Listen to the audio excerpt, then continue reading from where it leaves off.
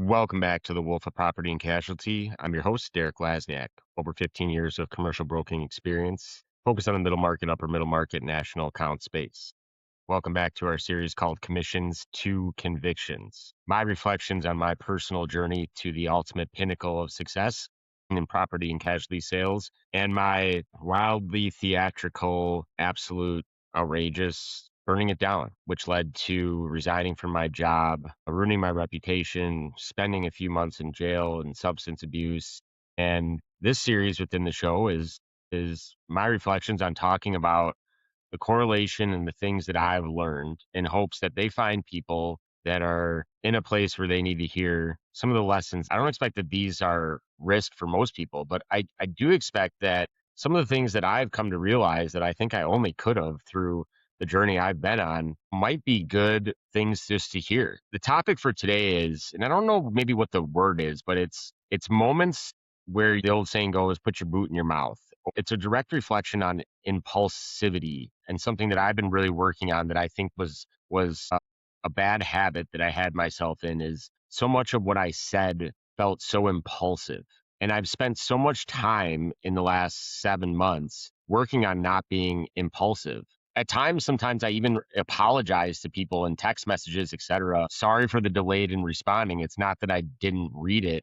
It's just I'm not as impulsive as I used to be. And there is no other place where you need to think about your impulsivity as the words that you use and what they could mean and who they're being said to. It's one thing to be impulsive within a renewal meeting with a client and say something that you're 98% sure is true. I used to do that all the time. And because I wanted to be bold, but impulsivity and boldness are two different things. When you're impulsive and you say things without really thinking it through and how they could impact your desired audience, it can come back to bite you. Being bold and being convicted about a topic is different. It demonstrates that it's more well thought out. And so I've got two examples, as we do on this lane of the podcast, where I reflect in the last 15 years. I'll go back to when I was working in a service role within my old firm. And I was maybe like an account manager or something. And I've shared on various episodes of this podcast that I grew up in this business. My parents were proud owners of about a $4 million, $5 million insurance agency, 70% personal lines, 30% commercial. And so my dad was primarily in the commercial space. He's since passed away, but a large account for him would be 50, 60, $70,000 in premium or $100,000 in premium.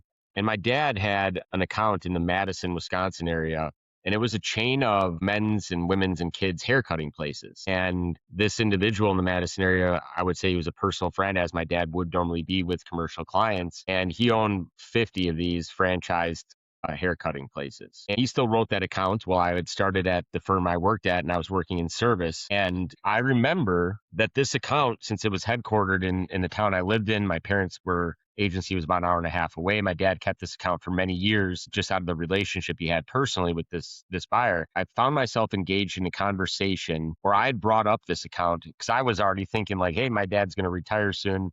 Maybe this could be my first big win because I knew the owner as well and I had spent time with him.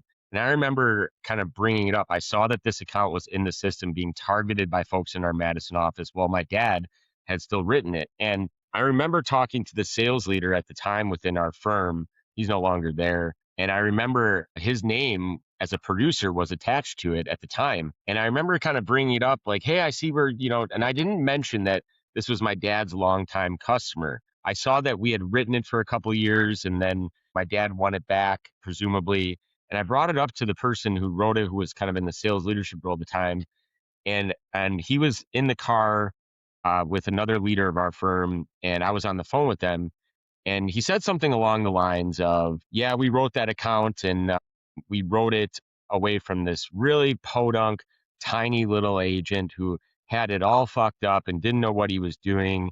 And he was just a one-man shop and they were idiots for working with him. And we wrote it. And yeah, I think it went back to him, but there was a big mistake. They were useless. They didn't know what they were doing.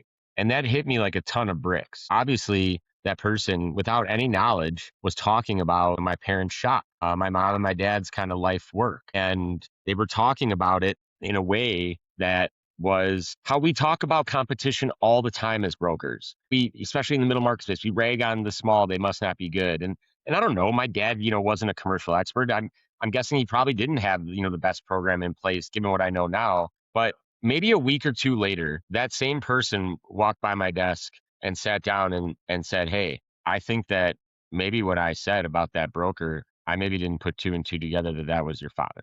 And I don't know how that, I wasn't in a place, I was just a young kid. I don't really know how that impacted him, but I can only imagine how it would feel. I know how it felt for me to hear it, and I never said anything. It was water under the bridge and we moved on. But I know that person somewhat personally now, and they moved on to another career. And I know that that person felt like shit about that.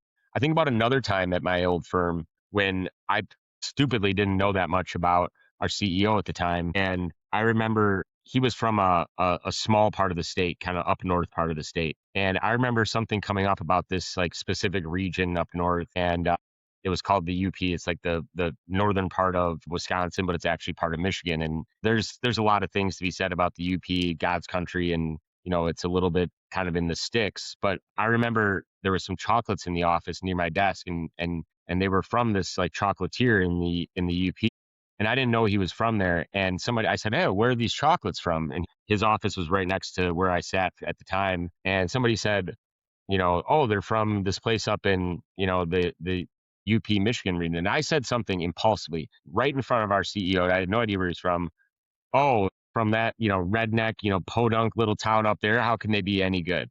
And I remember feeling mortified when the CEO looked at me and said, I'm from there and I'm really proud of it." And it was just that impulsive nature. And it was that before you're saying something negative or you're trying to feel bigger because you put something else down, be thoughtful where those words are flying around.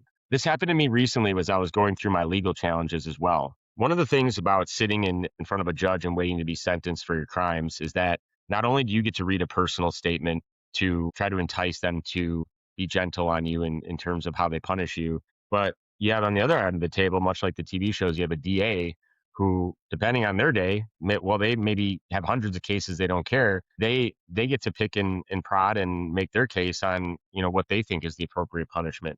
And once again, I found myself regretting some of the words that I said. This DA pulled out of from, a police report from the time I got arrested when, a cop at the time who was very nice to me. I never had any issues when I got into trouble. But one of the things I said when in the interactions with that was in the police report was I said something along the lines of, "I'm just kind of a wealthy, successful guy who lost his way." And that was true.